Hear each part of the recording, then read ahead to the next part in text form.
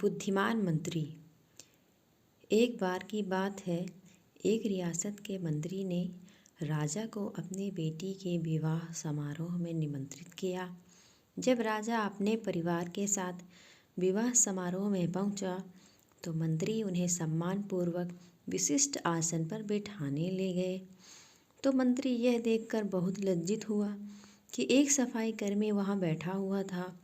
उसने सफाई कर्मी को सभी के सामने वहां से उठाकर फेंका और उसे बहुत डांटा।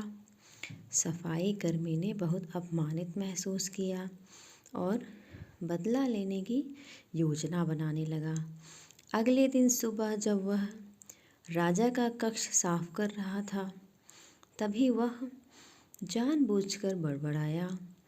राजा कितने नादान हैं, उन्हें यह पता ही नहीं कि रानी और मंत्री के बीच क्या चल रहा है। राजा आधी नींद में था। यह क्या बकवास कर रहे हो? उसने पूछा। महाराज, मैं पूरी रात सो नहीं पाया, मैं तो नींद में बड़बड़ा रहा था, सफाई कर्मी जवाब में बोला। हालांकि उसकी बात सुनकर राजा के मन में संदेह के बीज पड़ गए थे। राजा अब मंत्री से चिढ़ने लगा और समय समय पर अपमानित करने लगा। एक दिन तो उसने द्वारपालों से यह तक कह दिया कि वो मंत्री को महल में ही ना घुसने दे।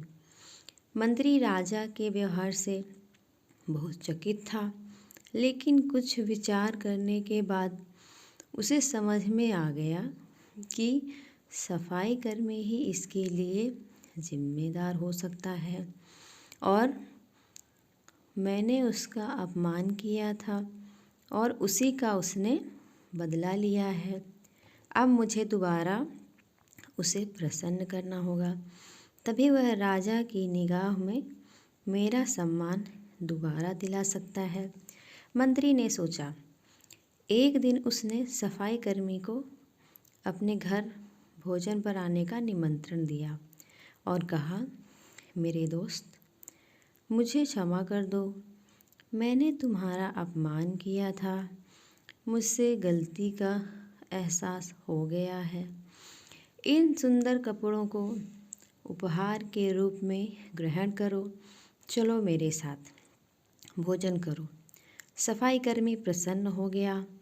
वह सोचने लगा, मंत्री तो अच्छा आदमी है, मैंने ही उस दिन गलती कर दी थी।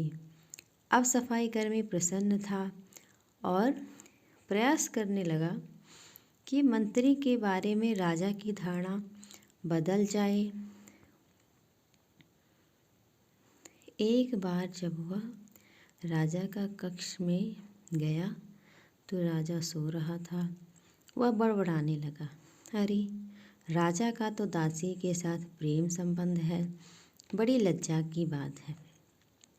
राजा ने उसका बड़बड़ाना सुना तो उठकर बैठ गया। राजा ने सफाई कर्मी को बहुत डांटा। सफाई कर्मी बोला, क्षमा कर दे महाराज, मैं पूरी रात सो नहीं पाया, इसलिए दिन में ही नींद में बड़बड़ा रहा था। राजा को अपनी गलती का समझ में आ गई। इस तरह की अफवाह के चक्कर में आकर उसने अपने बहुत अच्छे सलाहकार की अनदेखी शुरू कर दी थी।